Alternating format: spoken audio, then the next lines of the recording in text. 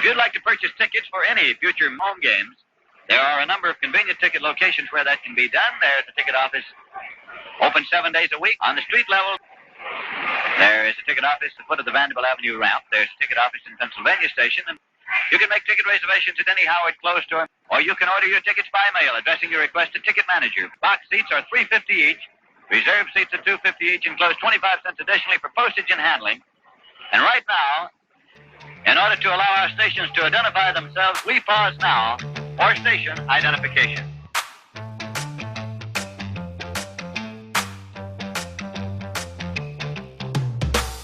Welcome to the BBA Today, your podcast that covers events around the Brewster Baseball Association every day with your host, Yellow Springs 9 General Manager, Ron Collins.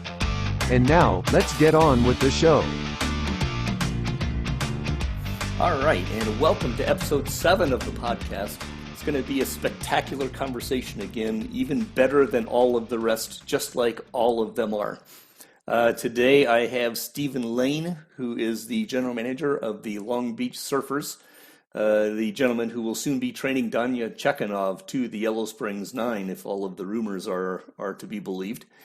Matt Rectenwald is also with us. He is the commissioner of the league and the general manager of the Nashville Bluebirds.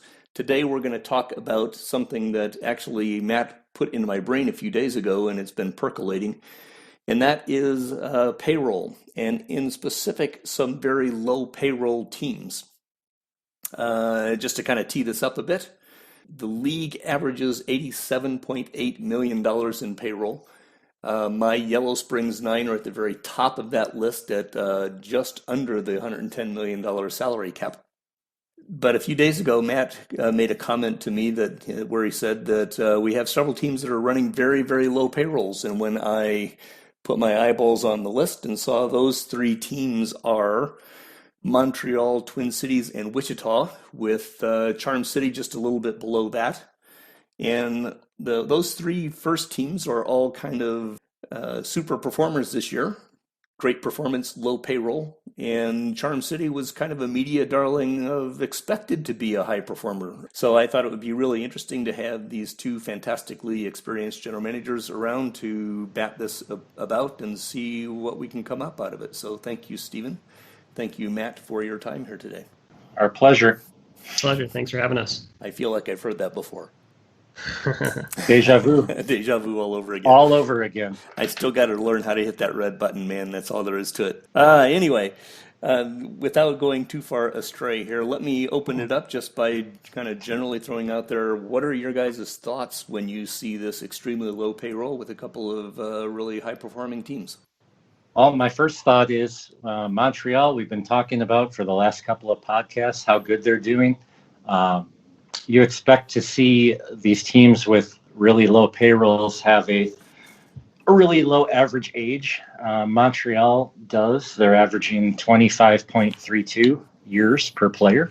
I'd also like to point out that the following teams have higher payrolls than the Montreal Blazers right now. Are you ready? Here we go. Baghdad, Istanbul, Beirut, Manama, Mumbai, Cairo, and Bucharest. That's awesome.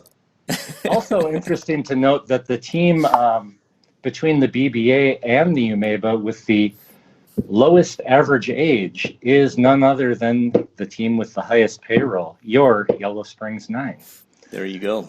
But we also see down there is Montreal 25.32, Charm City 24.79, Twin Cities 24.75. Wichita is kind of the outlier. They are higher than that. They're 27.21 on age.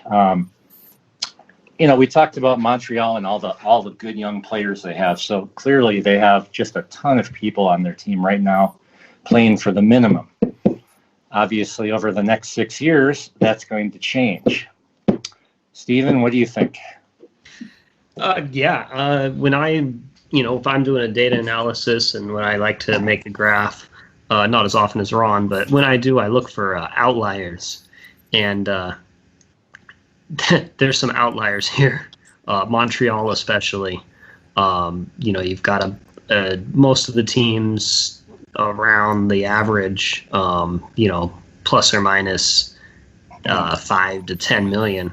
And then you got Montreal nearly 50 million under the average.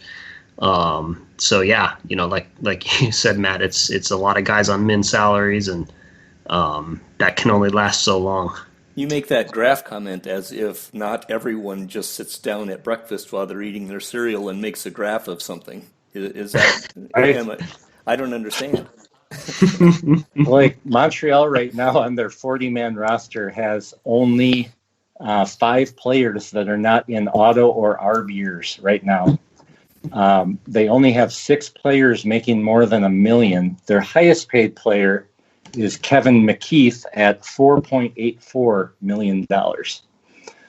So they have not added a lot of free agents, nor have they needed to. They're kind of in that perfect spot right now, where they have all this young talent, but they also have just considerable room on the payroll, where they could add players should they need to.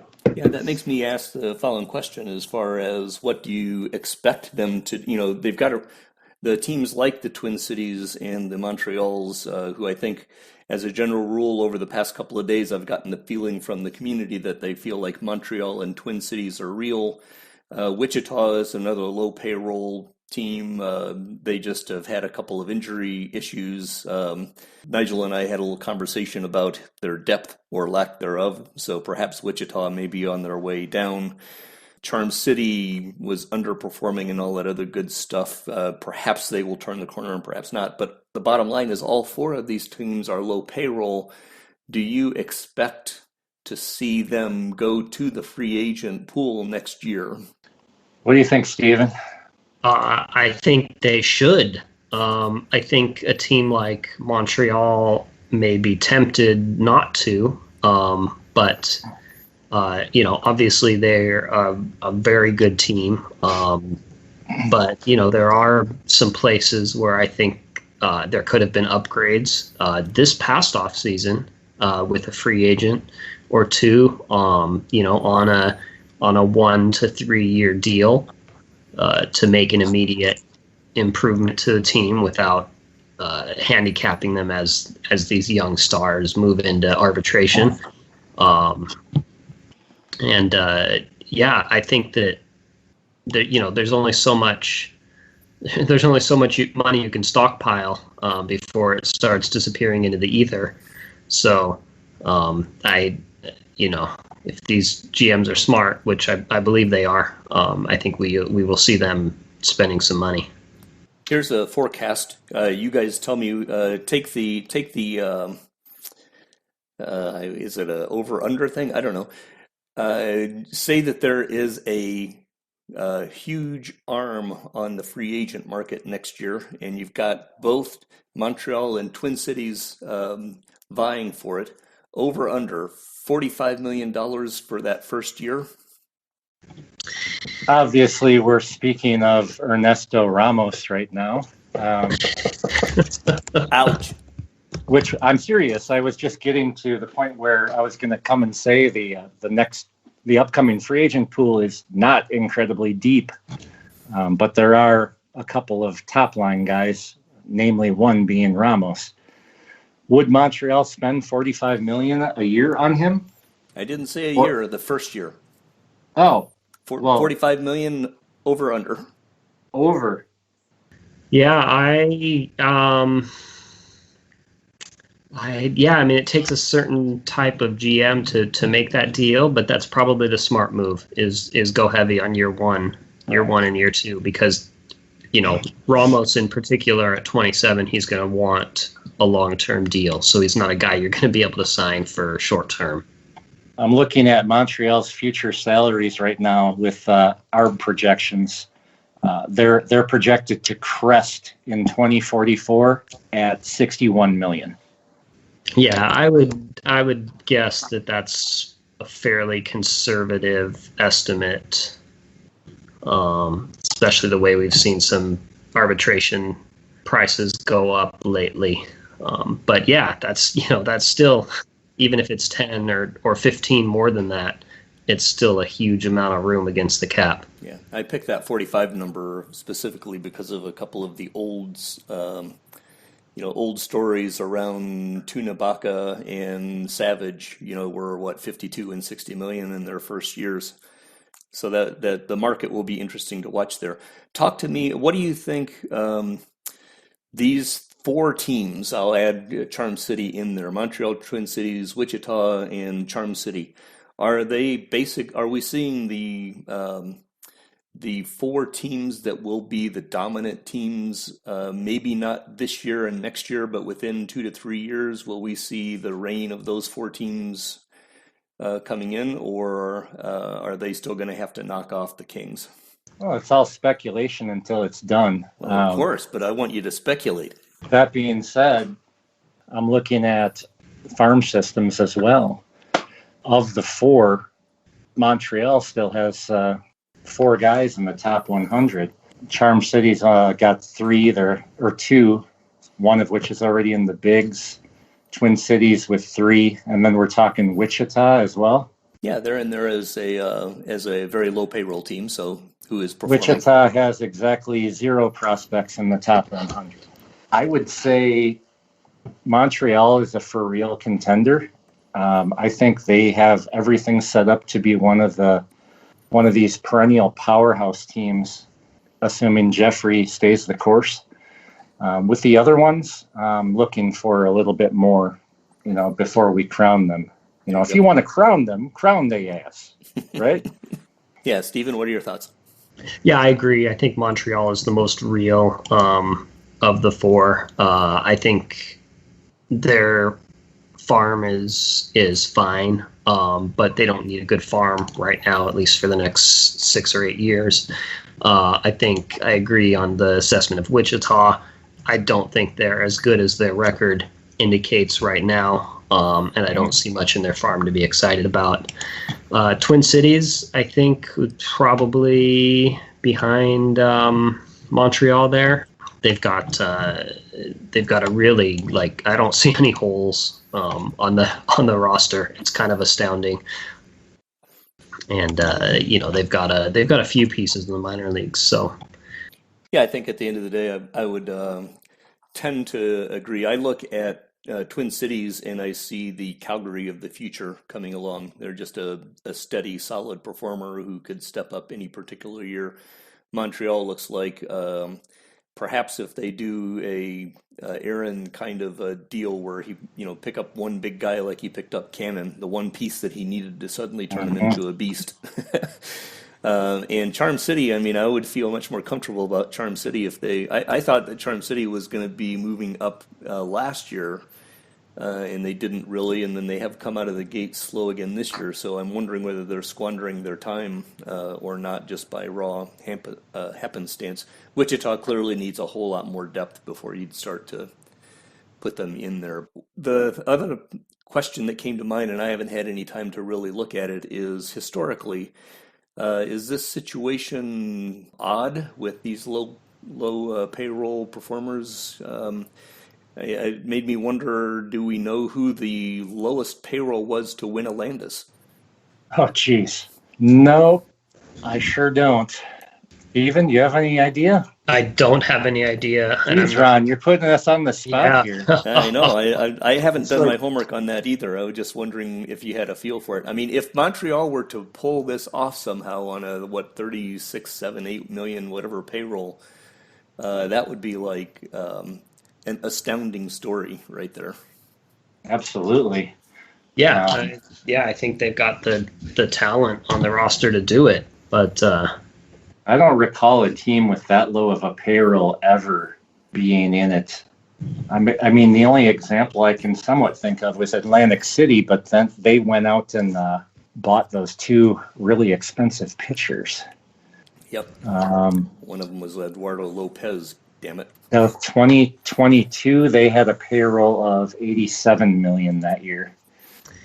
Yeah, even in when I won in 29, I had just come off of 2 years prior. I was bottomed out at 55 wins, and then it went up to 71 wins, and then 98 wins in the Landis. And by that time, my payroll was up to 91 million. So, yeah, you can find a lot of Landis winners, I think. You know, I went back a few years. I'm going to release actually a feature to be a companion to this, so people can actually see the chart that I put together and whatnot that we're cribbing off of.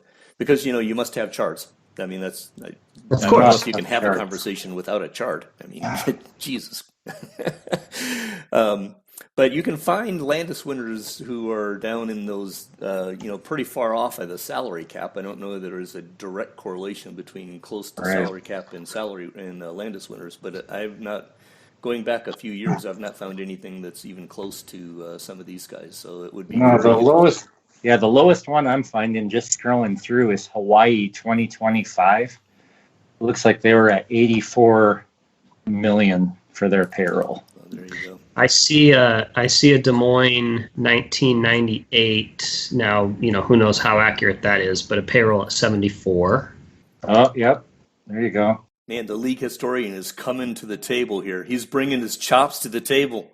Hackensack 97, $71 million.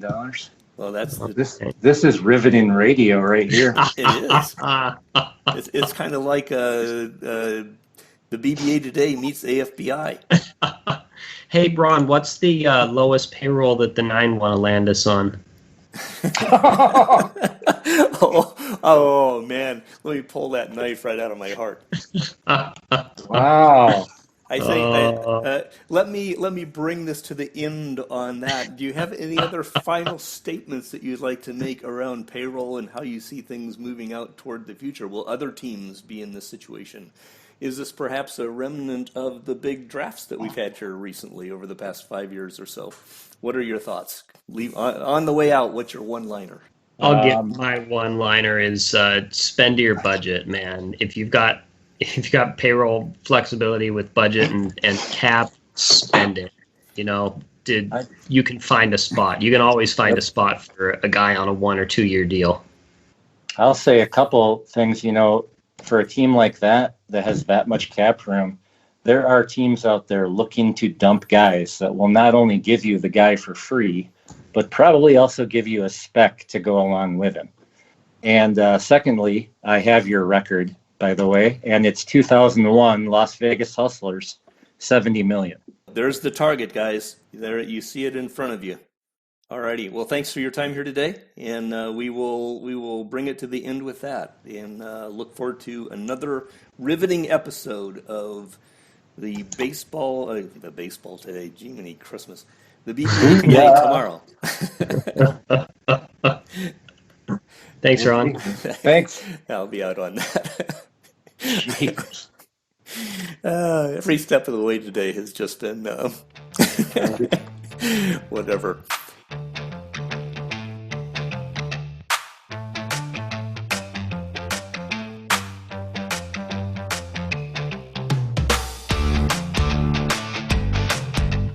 You've been listening to the BBA Today, a podcast that covers the Brewster Baseball Association every day. Music is Bold Statement, available at BesleyandStudios.com and use low attribution. Be safe and well, and we will hear you again tomorrow.